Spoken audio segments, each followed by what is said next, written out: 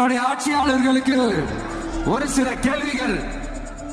நீங்க எதிர்கட்சியா இருக்கும் போது 8 வழிச்சாலையை எதிர்த்தீங்க, அந்த காட்டுப்பள்ளி துறைமுகத்தை எடுத்தீங்க. அதே தானே இங்க, அதே நிலைப்பாடு தானே இங்க எடுக்கணும்.